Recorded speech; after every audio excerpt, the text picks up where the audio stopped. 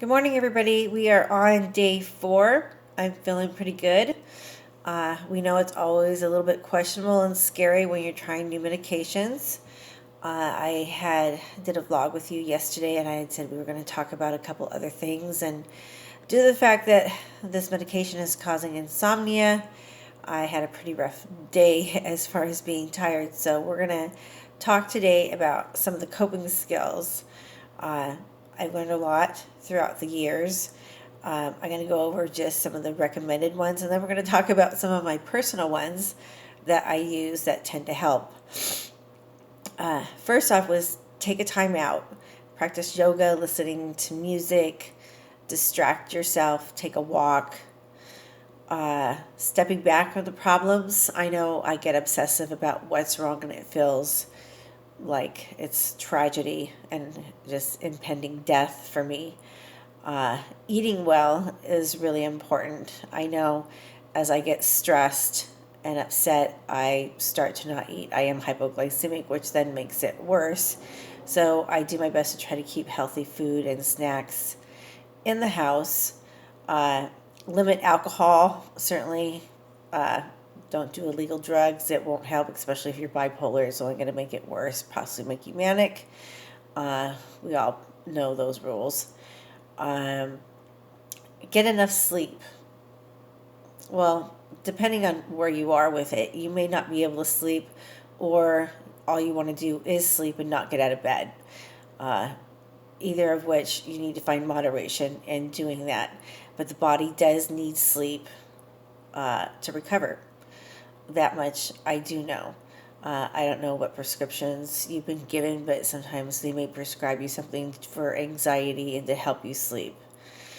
Exercise, that of which is something I am not good at doing. This is one of my new goals, and it's going to be a part of our process that we're doing here. I've gained a considerable amount of weight from different medications, and I'm going to start an exercise program that I'm going to share with everybody, and we're going to watch my progress. Have a difficult time sticking to exercise programs, but I have found a couple that are realistic, and I feel I can actually stick to it and be dedicated to it. As far as other coping skills, take a deep breath. I know when I get upset, I forget to breathe. And people close to me say, breathe, you forgot to breathe. And I realize I didn't breathe. So actually do breathe. Take 10 deep breaths, count it out. And if that's not enough, go to 20. But do breathe, relax, try to meditate. Be realistic. We're not well. We're not normal. Set realistic goals and expectations of what you're going to be able to do. Recognize this is a problem. A lot of times we can't control how we feel. We don't know why we're feeling the way we're feeling. We have to just work through it. It will pass. It's temporary. I have friends that I turn to in times of crisis and difficult moments. And I'm sure, they're loving, wonderful friends. A lot of times I'm on the phone with them many times. And my best friend has helped me through many, many situations and serious episodes throughout the years. Wouldn't be here without her. Turn to somebody. If you're not well, if you can't work through it, talk. Call somebody, call your therapist, get in to see your psychiatrist. You have support groups. Support groups, that's another topic we're going to talk about today. Unfortunately, my husband is not the person that I turn to. It's my best friend.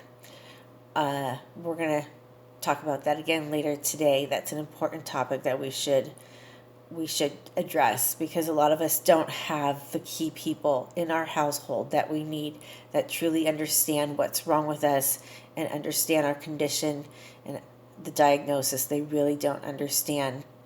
And it can be scary and frustrating, and it leaves us feeling isolated because we don't have anybody to communicate with. Try to keep a sense of humor. I oftentimes have comic relief, and I make ridiculous jokes or be silly just to make myself laugh. I laugh at myself a lot. Try to keep a positive attitude. It will pass. I am not good at doing that. I have a difficult time keeping a positive attitude. Although with this new medication, I have to say my attitude is much better. I feel fairly positive. I'm not having negative, obsessive thoughts. I feel pretty optimistic about a lot of things. You can get involved with groups. You can do volunteer work. Just stay busy. Another thing you should learn is what it is that triggers you. For me, I could write a book about what triggers me. There's a lot that triggers me: stress, anxiety, finances, marriage, relationships, children, work.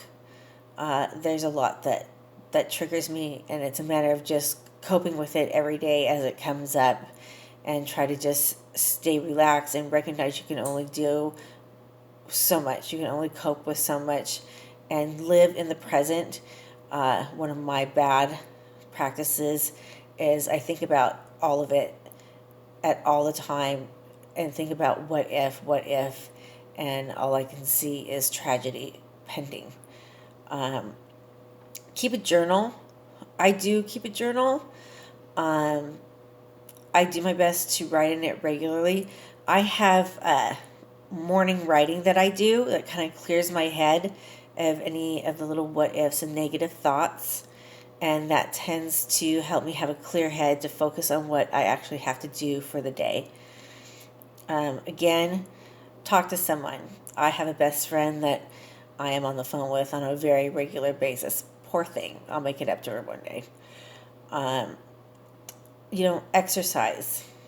Exercise, just go to the gym 10, 15 minutes on the treadmill. There's all kinds of online exercise programs you can stream on your computer at home. I have some social anxiety, so going to the gym is not my thing.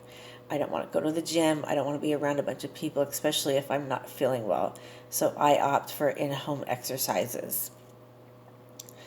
Other than that, that's kind of the basics. There's a lot more. For me, I like to watch the cooking channel. It distracts me. I get to watch people cook. I get some ideas. Sometimes I will cook something or I'll start baking something. Recognize, depending on your mood, you may not actually get it complete. So make sure you recognize it's something that you may end up putting in the refrigerator and hopefully it'll stay for a day or two. I color in the adult coloring books. I do drawing. I tend to organize. And then there's times where it's just too much and you can't really do anything. And I find myself paralyzed in my room and I'm not productive about anything, which at that point triggers a lot of negative self-worth issues because I'm not coping. So, I'm sure all of us have been in therapy. We all have our own coping skills. I'm going to post this on my blog. I'd love to hear from everybody and hear your ideas and what you do to deal with stress and anxiety. What do you do when you feel an episode coming on? Besides call the psychiatrist. Anyways, share with me. This is all about sharing and learning together. I'm working on a couple workbooks that I'm going to be sharing throughout the vlogs, and I'll be putting it on the blog as well. So I wish you all well. I will do another video later, and this one will be about support groups and your support group within your house and the understanding of your diagnosis. So everybody have a great morning, and I will talk to you soon.